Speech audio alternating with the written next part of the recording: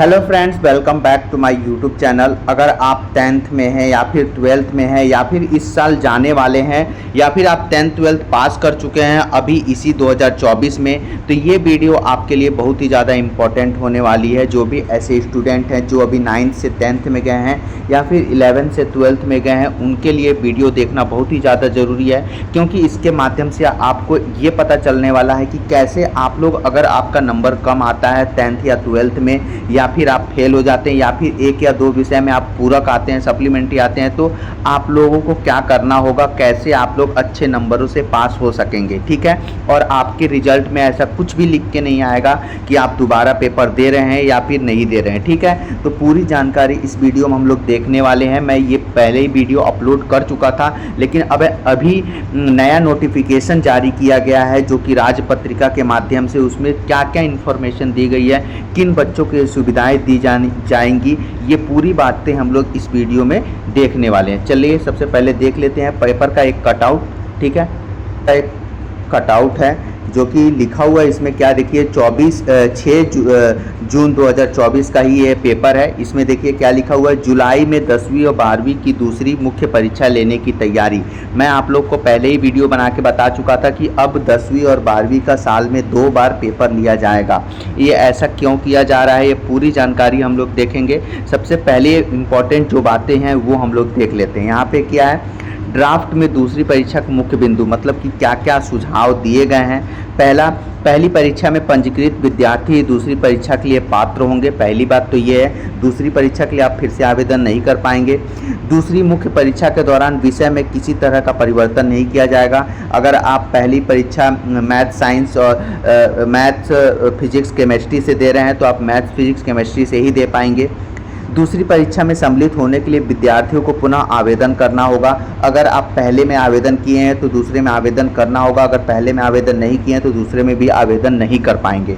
ठीक है, दूसरी परीक्षा में वे विद्यार्थी जो पूरक के पात्र हैं, मतलब पूरक मतलब कि आप लोग एक या दो विषय में अगर फेल हैं, वे छात्र जो सभी विषयों में अनुत्तीर्ण हैं या फिर आप पूरी तरह फेल हैं, ठीक है, या फिर अनुत्तीर्ण एवं श्रेणी सुधार संपूर्ण विषय, या फिर आप सभी विषयों में पास हैं। देखिए इसमें 3 बातें हैं। पहले तो आपको पूरक सप्लीमेंट्री हैं एक या दो विषय में, तो भी आप लोग एग्ज़ाम दे सकते हैं। दूसरी बात, वे छात्र जो विषय में सभी विषय में अनुत्तीर्ण हैं, मतलब अगर आप फेल हो चुके हैं, अगर आप फेल कर गए हैं तो भी आप पूरे विषय का एग्ज़ाम दिला सकते हैं।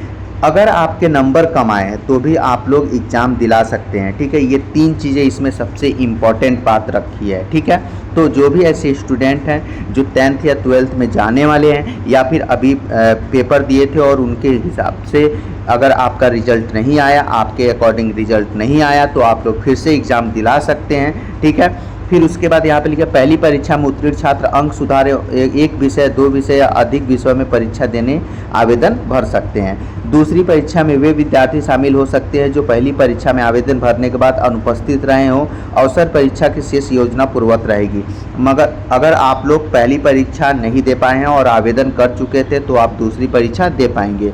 दूसरी परीक्षा का परिणाम दोनों परीक्षाओं के विषयवार अधिक प्राप्तांक के आधार पर किया जाएगा। देखिए पहला परीक्षा आपने दिया, उसमें कम परसेंट था, दूसरे में ज़्यादा आ गया तो दूसरा को आपको काउंट किया जाएगा। ठीक है, तो इसमें जो मुख्य बातें थी वो आपको मैं बता दिया। अब इसमें बहुत सारे लोगों का ये कमेंट्स था कि सर ये 12th अभी जो बच्चे दिए हैं या 10th अभी जो दिए हैं उनके लिए भी ये लागू होता है कि नहीं नियम, तो ये अभी लागू होगा। आप लोग अगर 10th और 12th दे चुके हैं और आपके हिसाब से आपका रिजल्ट नहीं आया है तो अब आप लोग जुलाई में फिर से फॉर्म फिल किया जाएगा। उस फॉर्म को फिल करके आप जमा करेंगे।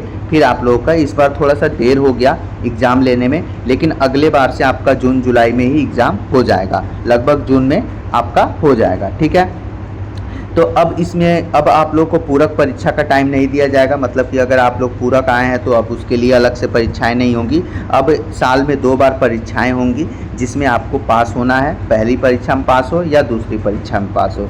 ठीक है, किसी प्रकार का कन्फ्यूज़न होने पे आप कमेंट्स कर सकते हैं। चैनल को सब्सक्राइब कर लें। जैसे ही आवेदन आएगा आवेदन की पूरी प्रक्रिया आपको समझाई जाएगी ताकि आप लोग आसानी से ऑनलाइन आवेदन कर पाएँ या फिर ऑफलाइन आवेदन कर पाएंगे। ठीक है, तो वीडियो को अच्छे से आप लोग अपने मित्रों में, अपने ग्रुप में, व्हाट्सएप ग्रुप में शेयर जरूर करें। धन्यवाद।